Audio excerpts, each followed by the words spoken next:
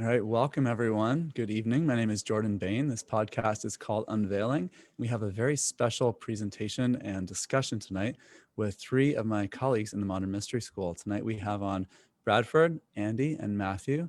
We are all Mystery School healers, guides, ritual masters, practitioners of all different levels and stripes, and we're all men. So we're here to discuss unlocking men and what's involved in that, helping men grow emotionally, mentally, spiritually, in our relationships, and really in every way. So our goal here tonight, this is a very free-form discussion. We're actually going to be taking questions in the comments on Facebook Live on my business page here. So if you're watching it live, you can actually type comments in there. My assistant's going to be filtering those, sending those over to me, and we will try and take some of your questions live. We also had a number of people, clients and colleagues and friends write back in response to our social media posts and emails and ask us different questions about what it means to unlock men. So we're going to start off with some of those. We might discuss something for 10, 20 minutes. We might discuss it for 2 minutes. We're just going to flow together naturally, and everyone will say, hey, I want to chat about this or that. And the discussion will really develop organically. So again, my name is Jordan Bain. I'm a Modern Mystery School guide, healer, and international Kabbalah teacher or instructor in the Modern Mystery School. Been doing this work for about 15 years. And, you know, as a man, this work has really been the major driver and source of my growth into myself and my maturity and being able to do and be everything that I am today. So that's sort of a little bit of the background that I have, and we'll have each person introduce themselves. Bradford, do you want to say a few words about yourself? Yeah, thanks, Jordan. Thank you so much for having me and hosting our beautiful brothers here. And it's a really great opportunity. Great opportunity to talk about such a prominent subject such as men. And just a little background on myself. So I've been in the mystery school for about 4 years now. I'm a guide apprentice, ritual master, like you said, certified healer, life activation practitioner, and sort of the whole gamut. But really found a lot of incredible breakthroughs in my own pathway through this particular pathway. And, I come from a very diverse background from winemaking to studying monasticism and herbalism, and really all paths led me to the mystery school, which was a really, brilliant dovetail of bringing in the metaphysics and the physics into my life. And so I'm super grateful for that. And yeah, I'm excited to be here with you guys and to start unlocking what it means for us as men to show up in our highest form on earth right now. Amazing. Thank you. Yeah. Andy. Yeah, hi, I'm Andy Grant. I'm in Littleton, Massachusetts. I've been involved with the Mystery School for 5 years. I'm a certified life activation practitioner, a healer, and a ritual master. I've been a transformational energy coach for 10 years. For about 5 years, I've been involved with the Mankind Project. I've been a writer and contributor at goodmenproject.com. I facilitated men's groups, and for 5 years, I've been hosting the Real Men Feel podcast. So I am gifted to talk to lots of good men. So I know they're out there. I talk to them all the time, guys that want to better themselves, guys that want to better the world. And it was really my introduction to the mystery school. My life activation started my podcast. I questioned if I was a man. I didn't know what being a man was. I thought there was things wrong with me all the time growing up. But especially after my life activation, I kept getting called to offer something for men. So that's what brings me here today. Amazing. Thanks. Matthew. Thanks, Jordan, as well. I'm excited to be here, and thanks for hosting this conversation.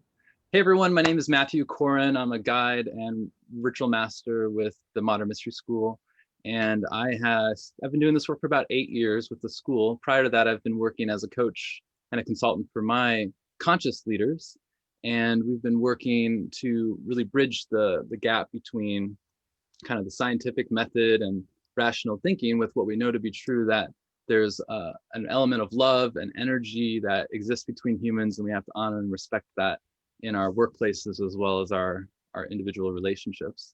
I've been so floored by my experiences to date with the lineage, and every time I choose to go deeper with this work, I'm rewarded in my life and in my relationships as well. And so just excited to be able to share some of the insights that have come from being a man. I'm also, I'll say now in the beginning, so everyone knows I'm a gay man working in the lineage, and that I've also run a men's polyamorous support group out of Portland for the last 3.5 years.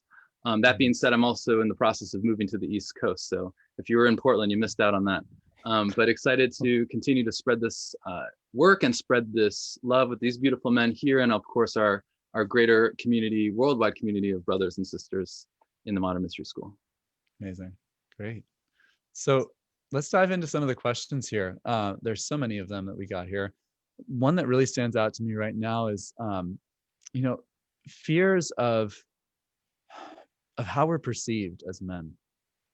And, several different people talked about this. Is one of the themes that several people wrote in with, is like, in being a man and understanding what it means to be a man, how do we navigate the fears that come up about how we're perceived when we do anything?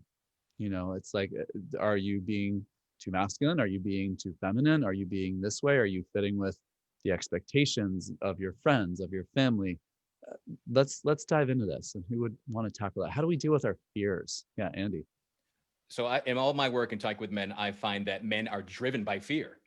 Some of them are aware of it, some of them aren't, but fear is driving us all. And one of the biggest fears men have goes back to earliest childhood: fear of being judged, fear of being bullied, picked on, fear of being picked last in gym class. Like, all those things build up over time. So the easiest way to break through that fear is to first name it, own it. You got to recognize that you're afraid of this, and then just, be fearless.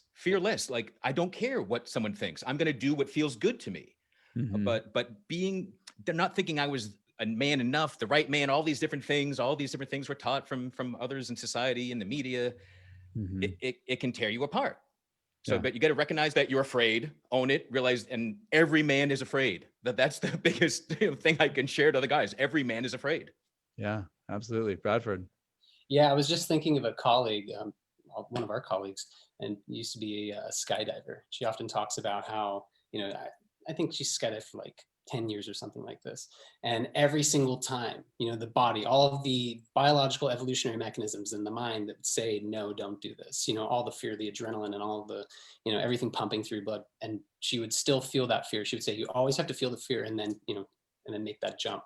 And so I think it's less about, this idea that there's a good time or there's a good circumstance, to follow your heart. It's like, no, you just have to, again, like Andy said, push through the fear, push through the resistance, and still continue to embody what we really feel in our heart is the right thing. But that image of like doing something extreme as that, where it could be indeed like an actual, potential death situation, where fear is a very logical, rational thing to have, and feeling it, but still taking action. Absolutely. Matthew, do you want to add anything with this one? Yeah, I was just thinking how fear is universal. It affects both genders, and we're both reacting to fear a lot of the times. I think where it shows up distinctly for men is in relation to each other. Men being afraid of what other men will think about them. There's this idea of the macho or the machismo culture that happens in groups. There's just group think that happens, and people start making stupid decisions because they're afraid what other people will think of them. And then of course we're afraid what our parents will think. We're afraid what our relationship, our partners will think. We're afraid of what strangers will think of us. We're afraid of what our friends will think of us. And at a certain point, I think along the timeline of coming to some sort of emotional intelligence or awareness of these impacts on us, at a certain point, we either say, forget it, I'm just going to be myself, or we find some way to negotiate with that environment and say, you know what, this is my boundary around how far I'm willing to not be myself so that I can appeal to your concept of me.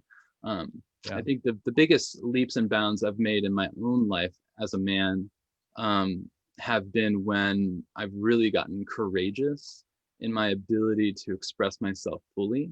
And I've been really rewarded well. I think, Andy, you also had a story about this, of just when we really get out of our own way, which is that fear that we're imposing on ourselves, and really get authentic with, this is how I feel, this is what's going on for me, this is why I'm doing this ostensibly, stupid action that I'm maybe regretting in the moment as I do it.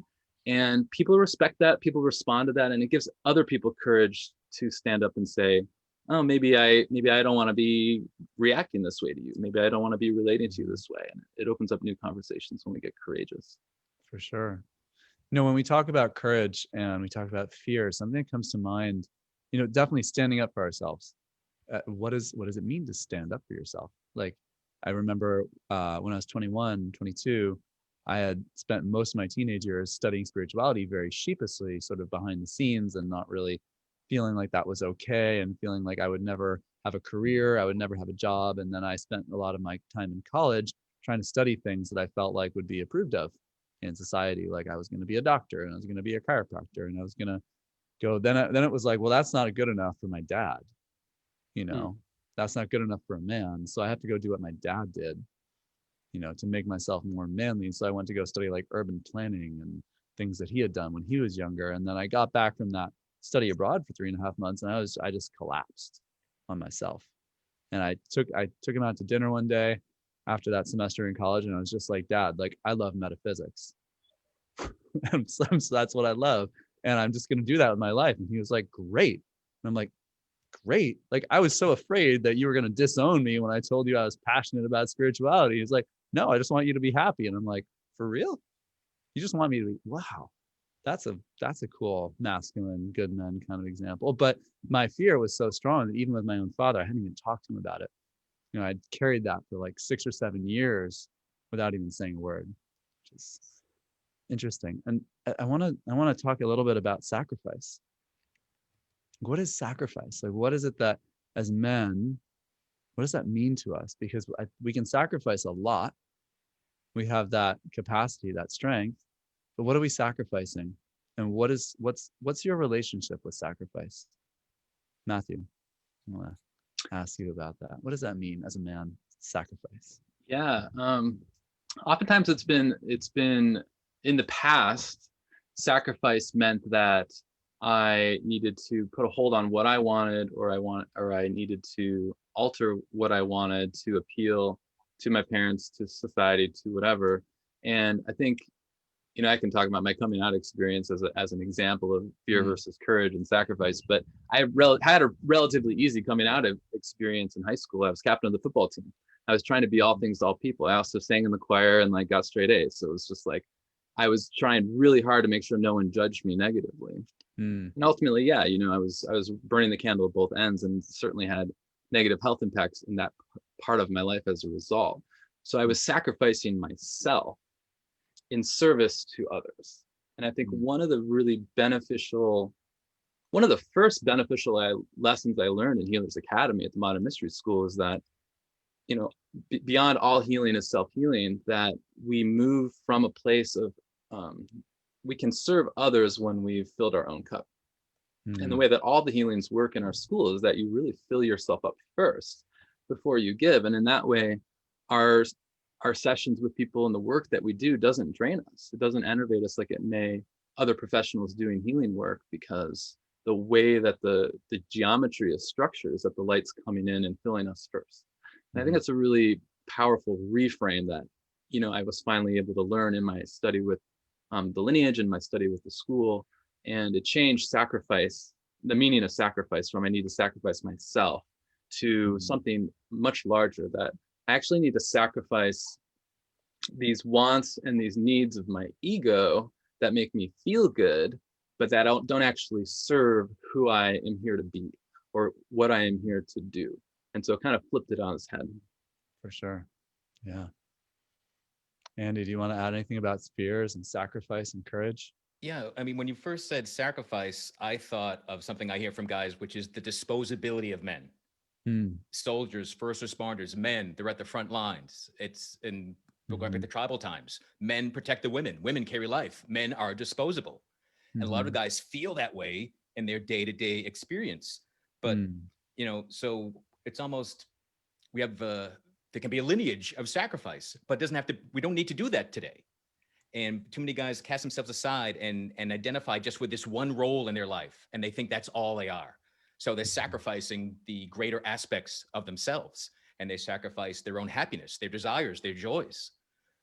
For me growing up, be a good boy. That's where all be a good boy, but no one really tells you what that is. And you didn't know that being a good boy to your dad meant doing what you loved, right? You never filled it out. Right. Yeah. It was left blank for 22 years. Yeah. But I believe in my heart, all parents want their children to be happy. But it's all these mixed messages. What does happy mean? Oh, I'm supposed to follow. I have to do exactly what dad did. That's what would make dad happy. like you're running on assumptions and guesses, and you sacrifice your authenticity, your joy, your will. It's dangerous. Yeah, absolutely. Leads to, heart attacks are one of the leading causes of death for men. That's right at like, where's your heart? What's going on in your heart? Oh, you don't know? Oh, might fail you one day if you don't know that. Might not be there for you if you're not there for it. Which brings to mind sustainability as well. Sacrifice is kind of this one-way street that goes off a cliff. And so when we reframe again to how do we live our lives in a sustainable way and really replenish ourselves, then we can get into a different relationship with what we're trying to do for others. Absolutely. Bradford, do you want to add anything? I want to add in another element here, but yeah, for sure. No, I mean, what's coming to mind for me is that certain sacrifice is also necessary to reach certain levels, right? You think, so I became a father a year and a half ago, right? So really tangible experience of like, wow, some things that were once a priority are most certainly being sacrificed or falling the wayside to obviously focus my attention appropriately, And so it's true that we can self-sacrifice. We can sacrifice the things that we truly desire to be in service, like you said, Matthew, and especially I think in a family context, that's super common. But we can also do it to this other extreme, of just we can live in that extreme of sacrificing what we love, but we also do need to sacrifice some things. Maybe we think of maybe those more toxic traits or those distorted traits. And so it is a question of maybe sacrifice isn't the issue, but perhaps the context and the way that we look at this. Because again, in order for me to climb, I don't know, some high mountain somewhere in the Sierra Nevadas, I'm going to have to leave some things behind. And so I think it's a larger question of what are those things that we need to leave behind in order to be able to attain that joy and attain that lighter load so that we can be in service to self and to others.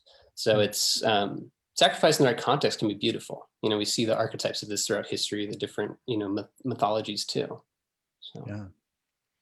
So speaking of sacrifice, another recurring theme in some of the questions that we saw coming in over the last couple of days, since I asked people on social media and on my email list, how do we harness the energies of being a warrior? Because that concept of the warrior archetype has, I think, really expanded in the last 10, 20, 30 years, this conversation around warriorship or being a spiritual warrior. In the modern mystery school, we have the whole path of the spiritual warrior. We call it the ritual master path.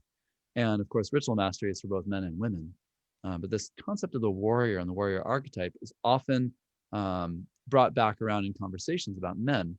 And I want to explore that warrior archetype more and see like what is a warrior, how does that relate to what is a man, and how do we use that in a way that creates goodness that feels really productive for the individual man and for society. So any of you want to start on that?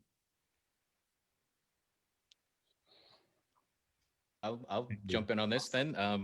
To me, a warrior is strength. It's being grounded, it's being here, it's being present, it's having boundaries, it's being a protector, it's being a leader. And all genders can do that. I think that this whole notion of toxic masculinity or dysfunctional masculinity is when someone tries to be 100% warrior and it's always on, just, you're always angry, you're always looking for something to fight. That's certainly not what a spiritual warrior is. So I think it's about presence, it's about a strength, and it's about leadership, but it doesn't just mean you're always at war.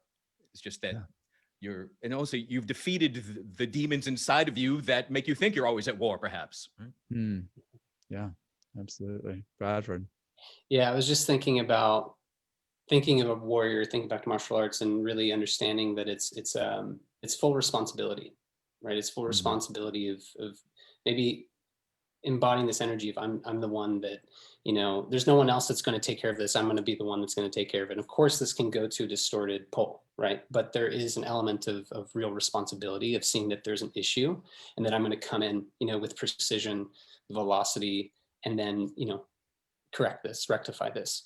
And it's, I think back to a lot of our trainings, obviously in the Ritual Master Path, we do some martial arts training, and we really work on harnessing our energy through different energy modalities. Also, we can be in this still present moment to also have discernment, right? So it's great to have that responsibility and feel like you're the one to take care and take action, but also having like stillness to have that clarity. So it's a very big question, but I think that the self-responsibility thing, and that's a really big piece to this, I believe. For sure. Yeah, Matthew. Yeah, I'm going to go out on a limb here a little bit, and it'd be lovely to hear everyone's response to this on the call. But I'm going to say that, warrior, it's unfortunate that war is in that word, because most people associate war with violence, which is an appropriate connection. But warrior with violence, I'm going to challenge. I'm going to say that a warrior is someone who applies force in a non-violent way. The most successful warriors, and you can read about this in The Art of War as an example, the most powerful warlords are the ones who actually avoid the battle because of a strategy that they're able to apply that basically makes either they know that they're going to win the battle before they get there, or the opponent knows they're going to lose, so they leave first. And so I'm going to challenge this idea that there's a violence here, but I do believe that force is important. And so a warrior is learning how to apply force in a way that is responsible, is in alignment with what's needed in the situation. Like, we can be forceful in our defense of our children. We can be forceful in our defense of others that maybe don't have the strength that we have. To Andy's point, I think a warrior does have to be strong. And I think that it's important that we acknowledge that we train as warriors with weapons and tools, ultimately so that we don't have to use them. Because I know personally that if I walk into an arena with a really powerful warrior, and I know they're a really powerful warrior and they're really good with that weapon they have drawn, there's no way I'm going to engage them. And I think that's the battle that we're fighting every day, is how do we continue to refine ourselves and get better, so that when we walk into that arena, that there doesn't even need to be a battle that happens, that we've already won the battle in our day-to-day training and activity that keeps us strong and keeps us honed. Yeah.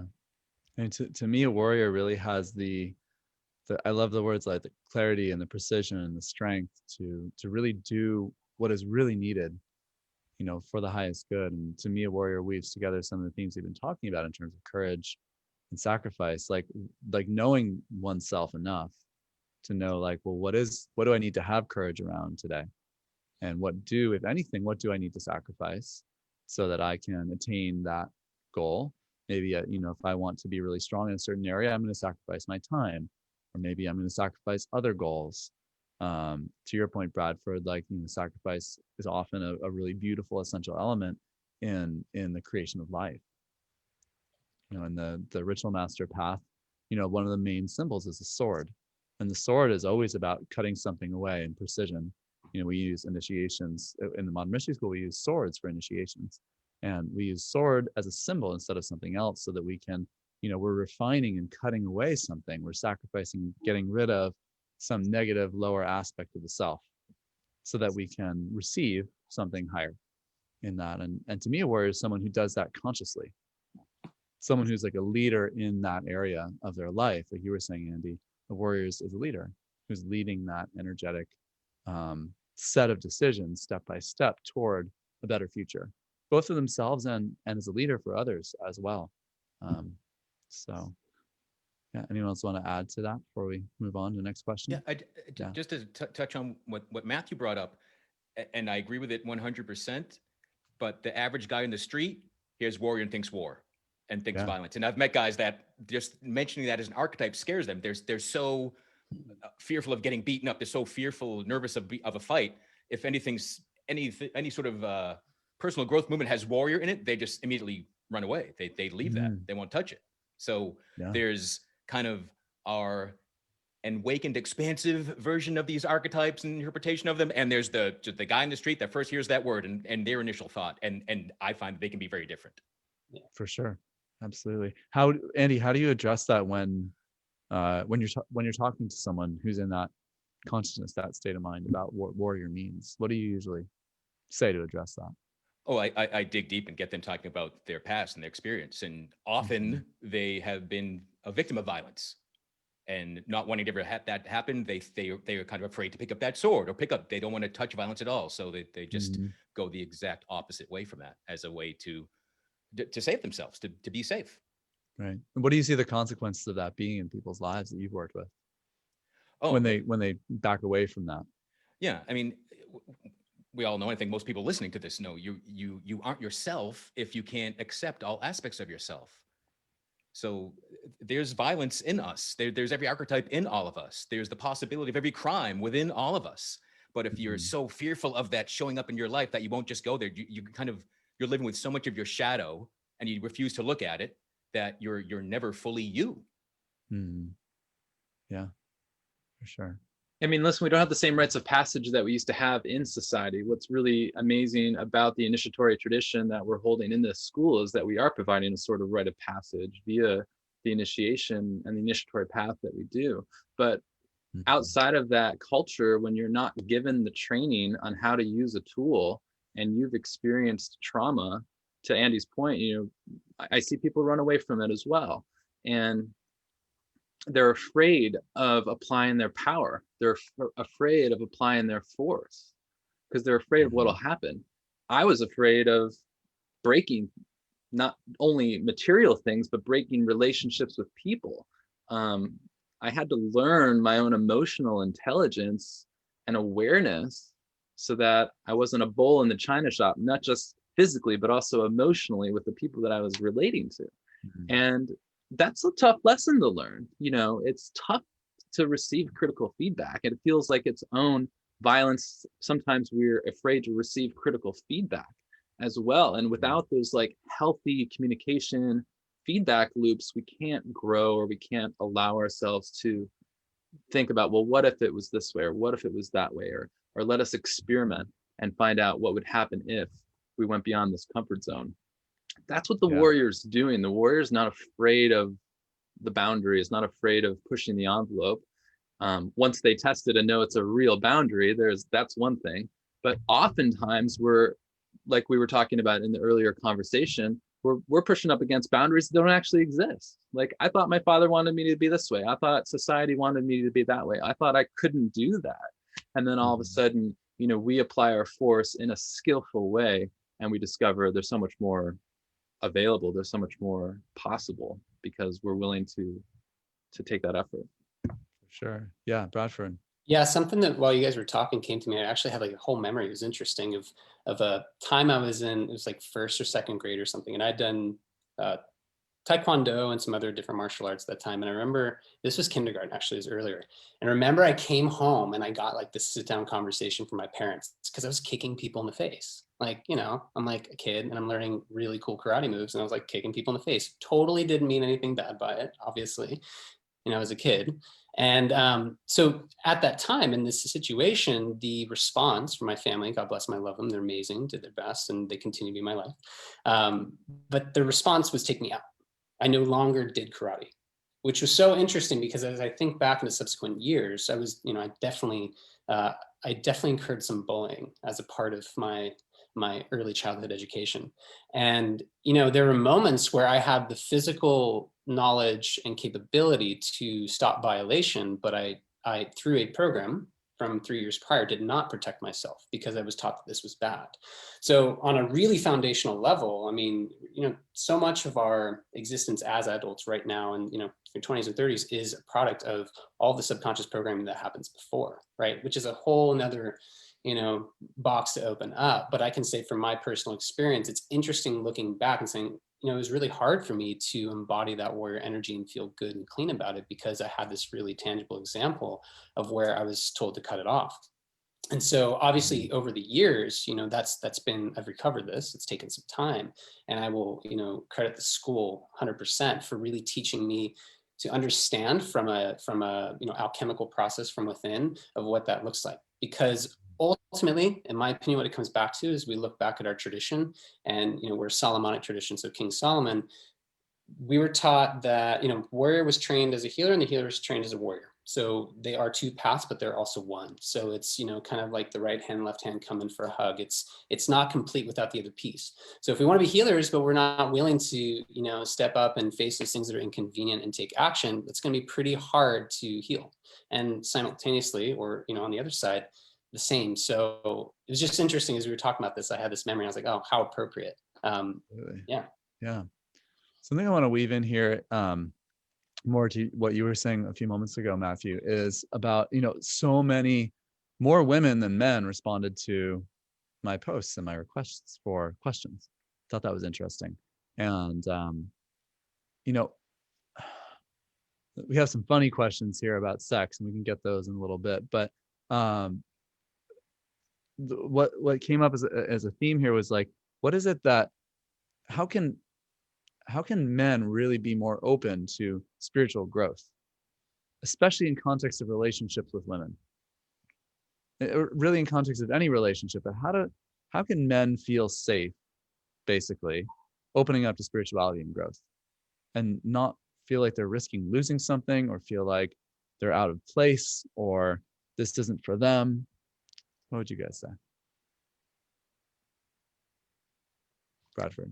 I know I just spoke, but we host weekly Please. Max meditation here in Orlando at my wife and I center, and I'll see pretty regularly, we'll have a woman bring in her boyfriend, just kind of like, hey, we're just going out and doing this thing.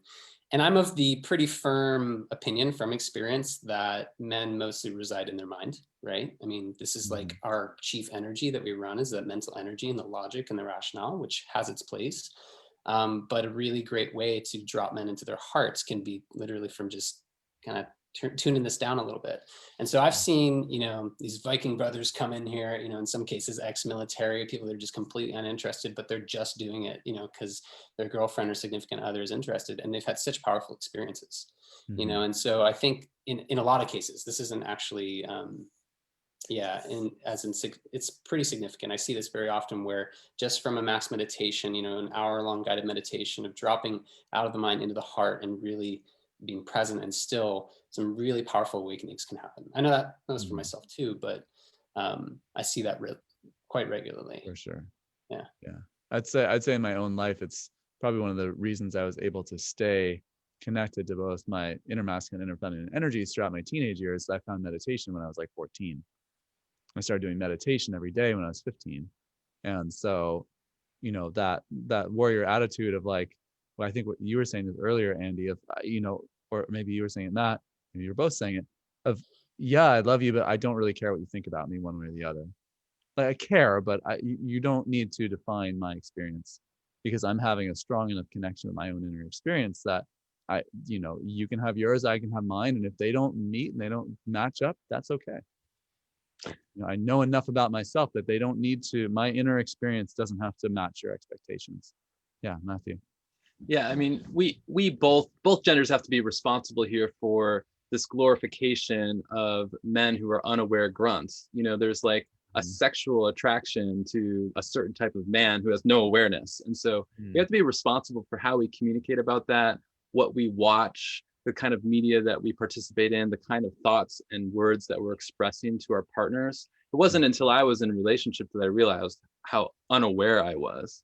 And through the process of a very patient partner, was trained to raise my awareness. And I think that's the really safest way, without really, tipping off a guy's ego, for women that are interested in opening up or unlocking that part of men, is to just talk about how, wow, wouldn't it be really great if you were more aware when this happened? Wouldn't it be really great if, you realized this was happening and you predicted my need? I mean, I think on both sides of the gender equation, but I've seen this more in a male-female relationship, that the female is like waiting for the guy to do it without her asking. There's this pressure to predict, and it's not exactly fair, but that doesn't mean it's not warranted. Or that it's not a real emotional response, because it generally is. Yeah. So, as far as getting back to the question, like, how do we unlock or access or make it okay for men to express their spiritual nature? I think it's going in with the angle of, well, this will make you more aware. Like, don't you want to be more aware? Don't you want to not have me ask you every time I want you to take the garbage out, or whatever, whatever the thing is, when I need a back rub, can you just like intuit that I need a back rub, or whatever it is? And so I think and this is a positive opening that happens in consciousness evolution anyways. You just become more aware of the space and the space in between. It's one thing to be aware of myself. It's one thing to be observant of others. there's this space in between people that needs to be negotiated and needs to be communicated about and needs to be honored. And so that's a piece I'll add there. Yeah. And I'll say in every teaching I've ever had in different traditions about what it means to be a warrior, regardless of male or female, warrior always operates from awareness. A warrior is never unaware. So if we're going to talk about, warrior being this potential really positive influence of goodness in masculine archetypes, we have to look at awareness. We have to be able to be willing to practice whatever is going to bring awareness. Maybe it's meditation. Maybe it's like the rituals we teach in the mystery school. Maybe it's spending time in communication, intuiting that space in between that communication without words as well. Andy or Bradford, do you want to add to this? It all starts with awareness. Until you're aware of something, you can't change it because you don't know it's there. You don't know there's a problem. The first men's group I led was a men's spiritual support group, a place for guys to come and confess their weird things and the woo and the metaphysical that they admitted they couldn't tell their friends. They could tell their spouses and partners, but couldn't tell another male for fear of judgment, fear of being called crazy or woo or girly or whatever it might be. And for me, and I think this is true for a lot of people, that they have to hit rock bottom. It was only after multiple failed suicide attempts that I realized, well, I'm not good at living, I'm not good at dying. There must be a better way. And that's what it took for me to open up to anything spiritual. I wasn't raised with any sort of spirituality or religion. It didn't cross my mind as an option until I had no other options. So as this broken being, I was finally willing to let some light come in, and then there was no stopping me. But it's women might be more in their heart already, so it's easy to be aware and know that they can be more. A guy who just tries to think his emotions and deny awareness due to fear, I find they have to hit some sort of rock bottom. There has to be a crisis. Yeah. I mean, that's not super comforting to most women to be like, yeah, your man's got to hit rock bottom, but it takes what it takes. And that's not the only way, of course, but I wouldn't disagree with a lot of things I just heard you say, Andy, in terms of what I see people go through. And like to touch on everything we've touched on here and what you were saying, Bradford, there's the man who is in his head as a huge recurring theme of where men are coming from and where men are oriented toward thinking about things rather than feeling their way into things. And so, I'd love to hear other perspectives on how can we bring men more into their hearts? How can we help men open that up more? Do you want to add to that, Bradford? Yeah. So I use this example a lot because I think it's simple and it's easy to understand. I come from just like a background of studying plants and things like that. But if a plant, which has all of these necessary inputs, if a plant is out of balance and if it's turning yellow or something or it's wilting, you're going to want to look at the essential needs of it, right? So it needs good oxygen, it needs good airflow, water, obviously, and the soil needs to be good. The plant can try to self-analyze all day of why it's turning a certain way, but if you don't change those inputs, it can be very difficult to actually shift its reality. The reality is that we're not just physical. The reality is that we have complex and mechanical energetic systems that work and interplay to help manage these different aspects of ourselves: physicality, our mentality, our emotions. And for me, time and time again, and why I've decided to do this work full time is because a tool such as the life activation is an incredible way to help bring balance back to any individual, but specifically with men, to help them drop into their heart. Because if we're just running our life off this evolutionary biological tool, which is the mind, which is really there to protect our physical body from harm, but then we use that on every aspect of our life, our dreams, our goals, our love life, it's a wreck. It's a total wreck. And there's great things. You can do meditate, you can do neurolinguistic programming. There's so many great things out there, but time and time again, if you can balance out and regulate those energy systems that impact all this, the weather that impacts your mood, right? It's going to have a shift, and it's going to have a lasting shift. That's what happened for me. I mean, I'm speaking from personal experience and also with the clients that I work with. Yeah, I mean, you've got a wild story with your life activation, how it led you to everything. But it's really wild how these kind of tools, like in the mystery school, can shift us so quickly into a feeling state, an emotional awareness state, a spiritual alignment that then helps us to make a very different set of decisions and choices that will that will help us come to balance as men, especially, and women especially, like in all different ways, whatever a person needs. Matthew, do you want to add? I was just thinking, men need obvious cues. We need it to kind of be right there in our face, and I think that's one of the gender differences that I've observed in my relationships. And that's okay, if you know what you're dealing with, and you know what you need. If you're a guy and you know what you need, ask for it. If you're a woman and you're trying to get through to your guy, make it super obvious. There's a way to meet in the middle, but let's look at the differences in gender. I think it's warranted at this point in the conversation to really acknowledge that the masculine gender tends to have their strength in applying force to a situation, and the feminine gender tends to be in their strength when they're receiving that force, when they're holding a space or holding a container. And it's the boundary of that container that alchemically interacts with the force to create something beautiful. And so we each have our own parts to play, and let's just respect that and really try and leverage each other's strengths. And in this case, until this awareness level is heightened, until there's more work done on sensing into our multidimensional selves, let's make the cues super obvious. I think that'll help with people dealing with men. And I'm one of those that need obvious cues, by the way. So it's pointing back at myself. Yeah, I would totally agree. So as you were talking, Matthew, something came to mind about a dear friend, I think of all of ours, who recently passed away in Brazil, Jackson.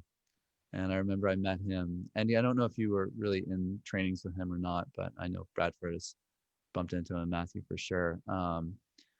But he was honestly one of the more like joyful men I've met, and just so expressed in his heart, and always doing what his heart was telling him to do, and shamelessly, beautifully embracing life. And I asked him, like, because it was so obvious in his eyes when you saw him. His eyes were always sparkling with like love and laughter. He would just sit in a class, barely spoke English. We'd have translation into Brazilian Portuguese, like when we were doing classes up in Toronto before COVID. And no matter what was happening, Jackson's eyes were always sparkling. And I asked him a couple of times that sometimes a friend of ours would have to translate because his English was not good enough to really have this conversation. And my Brazilian Portuguese totally is in the toilet. So I was like, what is your secret? What's your secret, bro? Like, how are you always happy about everything in life? And he told me some of his stories, and those are private and confidential. I won't go into them, but he's had so much heartbreak in his life. He had so much heartbreak. And I think it's believed he died of a heart attack. I'm not totally sure of that. I hope I'm not misspeaking right now. And he was older, I believe he was in his 50s or 60s and passed away peacefully. He really lived the truth of the quote, having suffered a blow, you shall know a caress. Oh my God. It's just amazing to be around him and be in his presence. And he told me his secret. It was so simple. He said, well, anytime I want something, I ask for it. I was like, what? He's like, I want this. I say, this is what I want. In every relationship with my parents, my friends, my work, my lovers, I just say, this is what I want. And I have no hesitation in it. And I say it immediately. As soon as I know I want it, I say it. It's like, that's it. It's like, yep, that's it. That's how I have joy. And it's like, wow. Boom, like that. It struck me then. That was 2013, 2014 when I asked him that question. And it really like helped me reorient toward how am I living like that? Am I living from just pure awareness of desire and actually acting on it? And you're talking about obvious cues. And I'm like, Jackson, I don't know if he needed an obvious cue or not, but he created his own obvious cues and set those out in his life, and really was able to live with extraordinary joy as a result. So, and that's one of my goals as a man, is to really have joy and find what that means. And so I was like, well, I'm gonna bring some of my bros on. We'll talk about what the heck this means, and then share it with other people. So that's anyone else want to add to that? Too many men are told that joy is not for them. Yeah. Like joy is not masculine, but it is. Absolutely. And also, and so many times I hear people judge a man that asks for everything he wants. Oh, that's selfish. Right.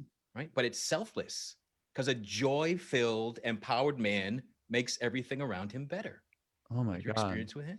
It's just Absolutely. that's And it. Jackson was like the best dad and an amazing husband. And he had multiple marriages, and like he had multiple children, and he just embraced every aspect of life. And um, yeah, so R.I.P. Jacques Sam. Thanks for May he rest in peace. us on Yeah. this podcast. I hope you're hanging out.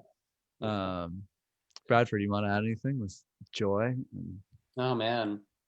I mean, this is sort of my own story, and we don't need to go fully into it, but definitely that was the cure to a very, very trying time in my life around like a Lyme disease, fibromyalgia, Hashimoto's. Like there was a ton of different diagnoses thrown around. And really, I think back to some of our teaching, one that's shared pretty publicly of just like anything that is, so how you're feeling versus what you're doing, anything in between that, the distance between that is stress, anxiety, depression, whatever disease you want to call it.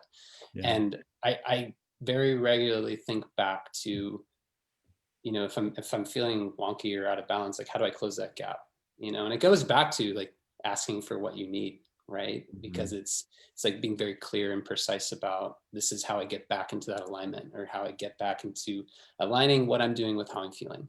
And I had to undergo a lot of trial by fire of finding out what it is that I wanted to do in life. It's really been a 31-year-old journey, but I will say that passion and joy are they're the most quintessential pieces to men's health. It's to anybody's health. Come on. I mean, it's not just men, but I think that we can get caught up in duty, and we can get caught up in obligation and providing for the family. I mean, like, even though I've done a lot of work, even when, my wife and I had Sophia, that was something that came up a lot. It was just like, no, it's just about the duty. It's just about the duty. I'll just push this other stuff aside. And I actually started seeing some, imbalances really clearly coming back up. So yeah, to anybody that is feeling differently than how they're acting in the world, that space in between is, that's what's, you need to close that gap, or it's going to be really, really hard for you to freaking feel good and go out there and smile and make everybody else feel good about being in this world. Cause your joy is going to be shared, and it's going to have a huge impact, and people feel good as a result of you feeling good. Yeah. Andy, any comments? Yeah, all energy is contagious. Your joy is contagious. That's why I find that it is truly selfless to be selfish when your goal is your joy, right? People are used to misery loves company, but every energy loves company, but people are just used to the negative parts of it. Yeah. Something we say in the mystery school all the time is, you can't share what you don't have. You want to bring joy to people, you better have joy. Or you're only going to share what you have. You're not going to share something other than what you are. So you want to be it, have to be it. There's a bunch of other questions here. There's no way we're going to get through all these questions, of course. I was just asking my assistant, who's monitoring the comments. I was like, any questions? She's like, nope, no one's asking any questions. Everyone's just saying thank you and agreeing with everything we're talking about. So hopefully we get some more questions. If you want to ask questions, we will try and answer your questions. There's no way we're getting through the ones we already have, but ask us some awesome questions and we'll do our best. Here's some tough questions. A dilemma that someone presented to me is, I'll just read it straight up here, and we can dive into it. And it could maybe threaten some men. It could maybe threaten some concepts of relationship and like what's needed, and talking about duty and challenging, well, what is duty and what is joy and what is sacrifice, and it's kind of like bringing together a lot of things we've talked about here so far. I feel like we've got a good foundation to chat about this now. So many mothers, women that I hear from, say that even their enlightened partners that believe in women's equality still only think about themselves and their own needs in the context of their relationship. Don't extend their awareness to intuit the needs of their partner or children. Every woman I've spoken to has constantly had to be the one asking for help around the house, help with the children, and are always the one saying that the relationship itself might be slipping and that their male partner is the one who needs counseling, or the relationship needs counseling. This person also expressed, women feel the burden of the world's responsibilities on them, where it seems men do not seem to feel more burdens beyond their own needs, seem to only really care and be focused on their needs. Also, the issue of men having closed hearts and being unwilling to have or develop emotional intelligence or curiosity to look at their own emotional landscape. I don't believe this is biological. I think this is an issue of societal expectations. So I know we've already touched on this, but I'd love to sort of go with that even more head on and tackle it. So we'd like to tee that one up. Matthew, you look ready to go. Yeah, I'm raring on that one. Awesome. for 3 years, I was exploring alternative relationship setups and types. And part of the context of that conversation is you can't have a different type of relationship than what society is imposing on you unless you negotiate that. And so the reality is we all default to the roles that we were taught or the roles that we were programmed into us from our parents and society and school when we don't have intentional, conscious conversations to the effect of changing them. And so, it's really easy for a man in our society to sit back and like drink beer and watch football on the couch and not do the chores or not attend to the children or not do the thing because Homer Simpson, or movie, insert Terminator movie here. And if we want to see those different results, and I encourage this in any type of relationship, I have a same-sex relationship, in different sex relationships. If you want someone to actually see the world in such a way that they take an action based on what they see, they have to be seeing it from a certain context. And so that means renegotiating, who are you? Who are you to me? Who are you to this family? Who are you to this household? If I see myself as the cook, as the chef, then I'm going to pay more attention to what's in the fridge because I got to cook with that. If I see myself as the janitor, or that's, my role is to maintain the cleanliness of the house, I'm going to pay attention when the trash needs to be taken out or something. It's just kind of a simple example. But the greater idea here is let's be intentional about setting up those roles because we're combating something pretty pervasive. We're combating all the programming that came before. We're combating all of the media that we're currently watching, and we're combating future expectations that, by the way, want to stay the same. So if we want to change culture, if we want to change society, if we want to change our relationships, we need to be intentional in reaching an agreement about, let's look at the world this way. This is your role. What does that mean when you see this? And, it works in alternative relationship setups, and it works for things as simple as you need to be paying attention more to this family because there's stuff that needs to happen that you're not doing. For sure. I love that about setting up intentional roles and having those kinds of conversations so that we can repattern, reprogram. Yeah. Bradford. On that note, that Matt was just talking about, I was thinking about, anytime we want to have harmony, we need to have both masculine and feminine energies. And so this sort of setting up of roles and having an understanding of what really the archetype that you're going to be, embodying in this particular household or relationship is, it allows the energy to flow. It allows for there to be movement. But, in a lot of cases, I don't know, maybe people aren't, feeling comfortable to share what that is because they're doing so much. I don't really know. But what I can say is that for the instances where men aren't, taking as much action or they're not helping out around the house, I've had a lot of clients that have had that experience and they feel like they're doing a lot. So that's an interesting piece, right? Of like this other side of that, the man, is, I think in an effective way of saying is like maybe being judged or criticized or feels this way about, their inactivity or their inaction, but they in themselves feel that they are doing something. So I think there's something here. In my experience, I know that I enjoy this thing called adoration, but men really like being adored.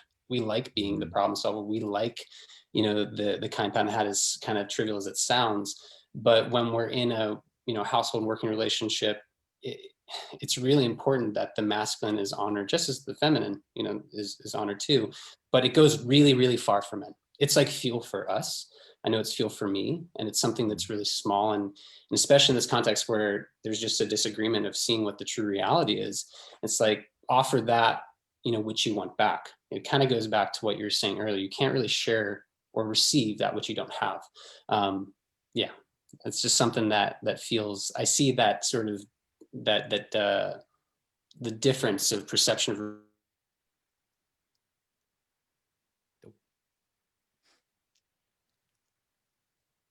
We might be losing Bradford in that cool pose right there. It was so powerful. He stopped his internet connection. Yeah. Stop time itself. Stop time itself.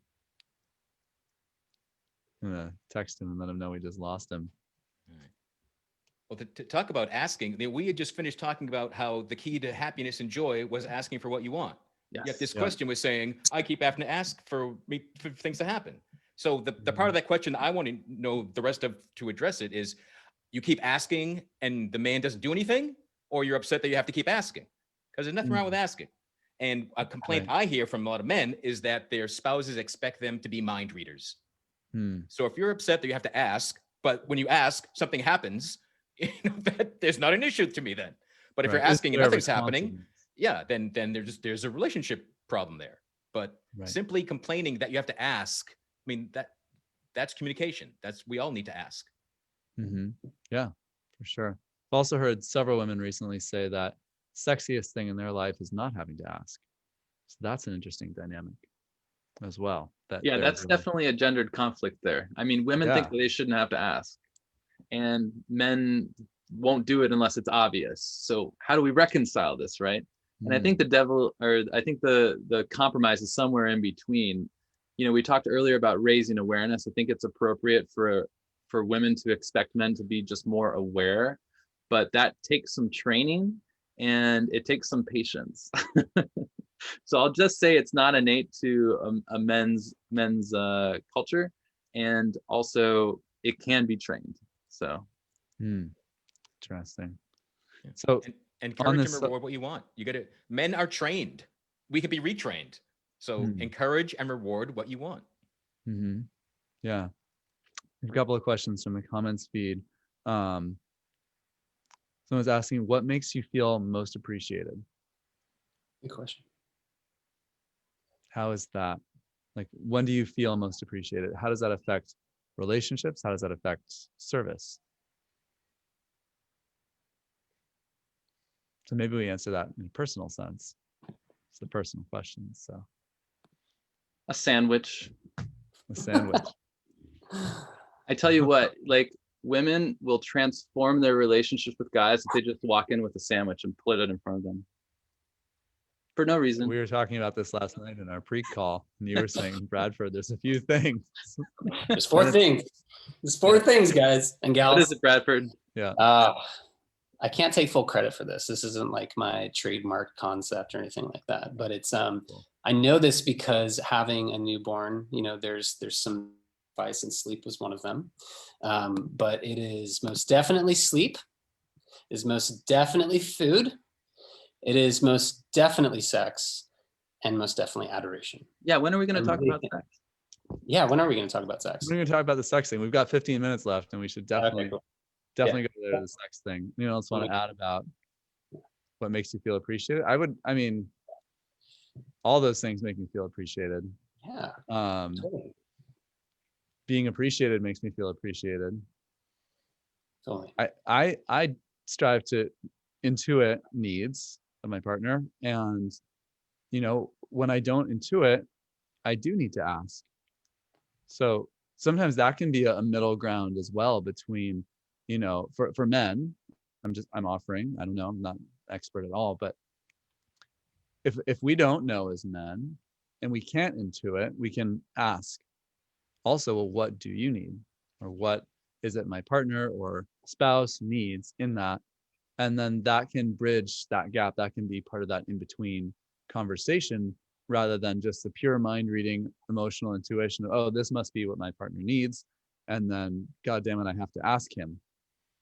So if it's like, well, I don't know what you need, and just being really curious, that curious, like authentic curiosity, I think goes a long way in terms of developing more mature emotional responses and communications. Yeah, Bradford. Real quick on that, because I think at the core of everything, men just want to be in service, and we want to be the hero. We want to be the knight in shining armor. Like ultimately, it's super, super small, you know, simple in a lot of ways. But yeah, when we're not able to provide that which our partner is, and we're not intuiting, as you said, it can be really hard because we can then get defensive. And just like you said, the easiest way to diffuse this is just be like, oh, I don't know, and come from that place of humility. Because in that moment where we're not intuiting correctly, we're getting that rejection, and it can be hard. And that was something that I know that I did for probably some years. I'll take some credit for that. And I realized, like, oh, I can step out and be just like, oh, I just don't know. And that's an opening, that's an invitation to obviously then get that knowledge. But it's something as men that we should be aware of, that there's when we feel like we're not providing that need or we're getting that feedback, the immediate thing is defensiveness. We need to just get over it. I really think that that's something that it benefited me, and I think it can benefit a lot of people, in my opinion, experience. Yeah. Matthew, do you want to add? No, I think that's well said. Cool. Andy, anything you want to add to that? Yeah, the most common non-COVID mask that men carry is the mask of knowing everything. So I would suggest women, whenever you talk to a man, assume that they're lying about anything they know, and then you might be on an equal plane. That will prevent a lot of frustration. You know, this concept of telling the truth versus lying is really interesting for men because of something we've touched on multiple times in this podcast. Of it's a little bit easier for men to lie to themselves. And on average, across the spectrum, from everything I've seen, we're able to be like, well, this is the duty, this is the obligation, this is what I'm sacrificing or not, however we conceive of sacrifice. And therefore I know this. This is my truth. It's like, well, take a deep breath, tune in, use some tools in the lineage of King Solomon. Maybe that's not your truth. Maybe develop better communication. And then you could see if the stakes aren't too high, take the stakes down in your life and see, well, at its basics, like, what am I really feeling right now? And that's something like I sucked at for years, of just being able to tell myself the truth emotionally and choose joy over obligation. That was not good at that at all.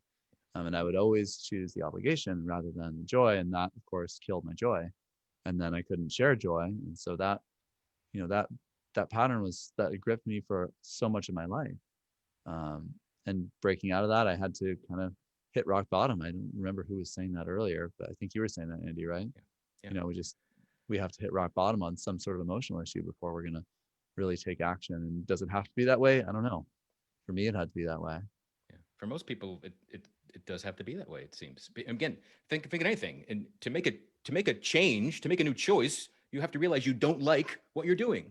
So right. You got to hit that wall. You hit rock bottom. You need to feel pain before you realize, oh, is there something I can do to stop this pain?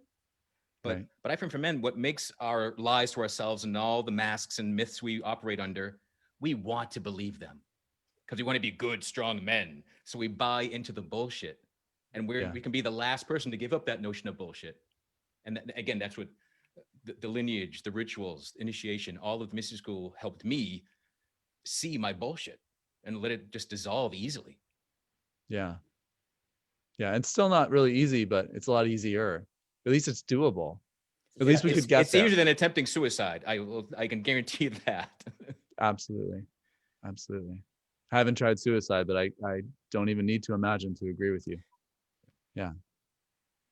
So sex, you got 10 minutes left. Have to talk about sex in some, you want to answer it already. I haven't even asked the question. There's a lot of questions here. Well, my favorite one here is, besides sex, what do most men want from women? We've kind of addressed that, but I just love how it's phrased because it's taking it totally for granted. Like, well, there's sex and then there's everything else. So let's dive into that, Matthew. Oh, I can't answer that. I want sex from men. So right. Well, that's it. But that's an interesting starting point because you don't want sex from women. So, and thank you for reiterating that, because I had a conversation with one of our sisters in the lineage recently, how there is a way of relating that that women have with men. When women are approaching men, sometimes it feels sexual, like the intention is, I want you to find me attractive. And so when the woman doesn't feel that, particularly from a gay man who's not paying attention to that motive, there can be an off-putting that happens. And so, as much as women assume that men want sex, particularly in the aspect where they're approaching a gay man and they don't get the same response that they might expect from a straight man, just being aware of how that affects the interpersonal relationship, and how as a gay man, I might feel that sexual energy come at me and even be a little repulsed by it. Not because I think it's disgusting or anything, nothing like that, just because I wasn't expecting it. Right. And even when people know that I'm a gay man, I still will get a sexual advance from a woman. And it's not like their intention is they want to have sex with me. It's just a way of entering sometimes. And it's not the same way every time, but it's a way that women enter into that field of a man. And so being aware of that, that sometimes the context in which you enter can evoke this sometimes aligned and sometimes misaligned feeling, and the impact that has, because women are sexy. I find women sexy. There's so much that's sexy about a woman's form, and I can be attracted to the sexiness of a woman and not want to have sex with her. And so that is real and it's there, but it could feel misaligned if I find that person attractive and I don't want to have sex with them and they feel that energy. So I just wanted to call that out. Yeah, absolutely. And it I think highlights some important stuff that we can dig more into. Bradford, do you want to jump in on this charged up subject? It's a good one. Besides sex, ... Yeah. I mean, the adoration piece, the knight in shining armor, it's so cliche, but it's like so common and yet so true. If I look back and I sort of like distill it, it's like, yeah, I want to be honored as, the king that I am serving my queen. And so, I mean, definitely that reciprocal energy, that adoration, the gratitude, things like this are very high in my desire next to sex, for sure, and it's simple, but it goes so far. And yeah, I mean, I actually don't really want to comment any deeper on that, because I think it shouldn't be looked over. It's something that's really, really important. Yeah. For myself, that was one of the main things I realized, relatively recently in my life, ending a relationship and then starting a new one. It's like, when I'm not receiving that adoration, then like nothing else really functions. Sure. Like none of those other gateways could really be open for any other aspects of relationship, at least for me. And I'm not saying this applies for all men, but I heard it again and again from men, and from also wise women who have really listened and understood what men want on that, at least for heterosexual men in heterosexual relationships. Some of the wisest women that I've met are like, oh, I really know that if I want to have a good relationship with my husband or spouse or partner, like I have to authentically adore him. It's not, and this adoration is not something you can fake. You can't be like, oh, you're hot and I think I like you or I love you or whatever. And adoration is not the same thing as love. That was a huge lesson for me for like 15 years. It's like, you can really love someone, but if you don't adore them, it doesn't open that door. It doesn't open that door. There's this thing with adoration that for me is like a core piece of feeling trust and safety. And if that's not there, and then I'm like, well, do we have trust? Do we have safety? Do we have a foundation? Do we really understand each other? Interesting. So it has to be authentic adoration. Really seeing your male partner, seeing what's really going on in his heart, and actually thinking he's a really amazing person, authentically thinking that, and then expressing that. And that seems to open this gateway, at least for me as a man, that allows everything else to take place. And there's only so many hours of the day. Tantric masters might argue something else, that you can be having sex. Be like, well, I don't know, I can do like 10 hours, but realistically in our lives, like we can't just be having sex all the time, but we can be adoring our partner all the time. We can keep that energy flow open 24 hours a day with our partner if we really hold them in that high regard. That's an alchemy and a magic that no one can really put their finger on, because it's so different and unique for each partnership that we're in as to what it's going to really generate that energy. But for myself, in answering this question, yeah, I think men want that adoration, maybe need it more frequently than sex. Yeah. Agreed. Yeah. One thing I hear most often from men, again, these are men on the awakening, the bettering themselves path. They hear this mixed message. Women saying, I want an open-hearted man willing to feel. Oh, but all men want sex. And guys take offense and they feel like this is this mixed message. Most guys that I talk to about this admit, no, I don't just want sex, right? It's adoration, it's companionship, it's nurturing, it's everything else. It's all the emotional sides of it. You could break it down and be, they want someone to mother them, the mothering energy that they may be missed, and the mother moon and everything they didn't grow up with. That's what they're wanting. But so I've meet guys that just feel offended and like they can't win when it gets shared with them that women just think they want sex, and they're doing the work. They're trying to be in their heart, and they don't know what to do. Right. Yeah, that's a huge frustration point for so many men, I think. Absolutely. Well, we're almost at the end of our time here. Anyone want to comment on any closing things, any like last pieces of advice to how to unlock men? These could be advice pieces to women. They could be advice pieces to men. Matthew or Andy, go ahead. So I shared this with all you guys earlier, but the thing I tell men all the time is that silence kills men. Find a confidant, find a men's group. When a man sitting in a circle with other men that start sharing and opening and speaking from the heart, it gives everyone permission to speak from their heart. It allows every man to realize they aren't alone in their pain and their confusion and their frustrations. That's what men need the most. Absolutely.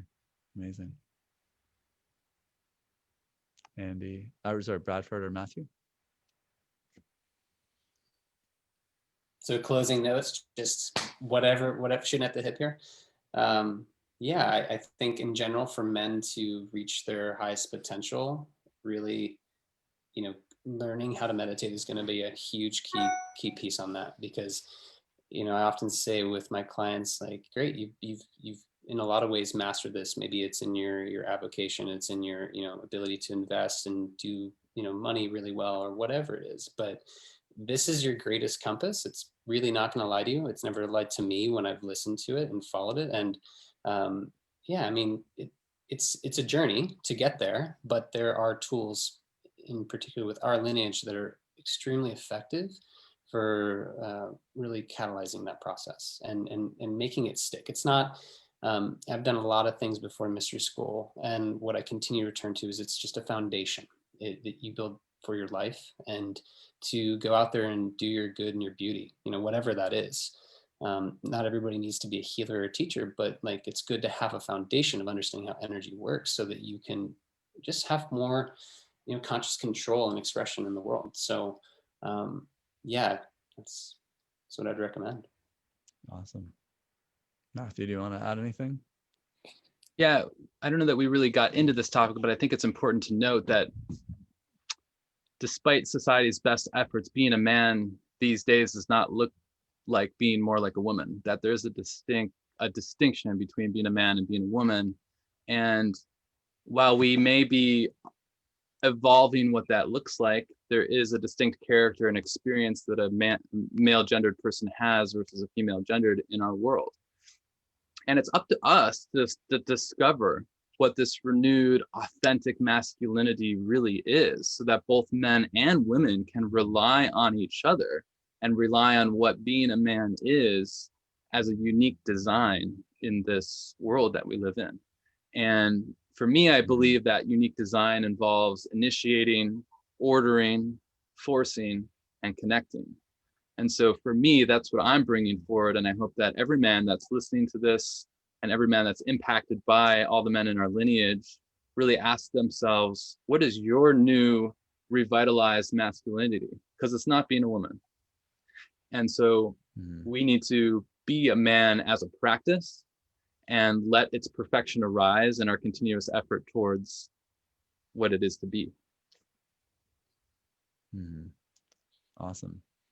And I'll just re-summarize something that comes to mind again of, if we can really tap our desires as men and have eliminate the shoulds of what we think we should be doing, and be really, really authentic and honest with, this is what I want in my life.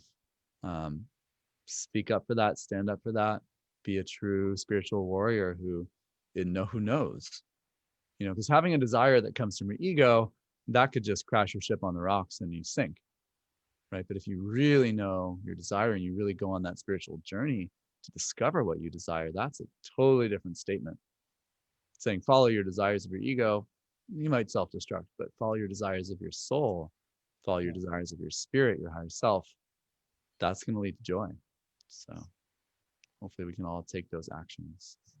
So thank you, gentlemen, for this amazing time together. We're going to wrap up now. And thank you, all of our listeners. Hopefully you enjoyed this. You'll share it with others. You can find it on the Jordan Bain Healing Facebook business page under the videos section. This also goes on a YouTube playlist.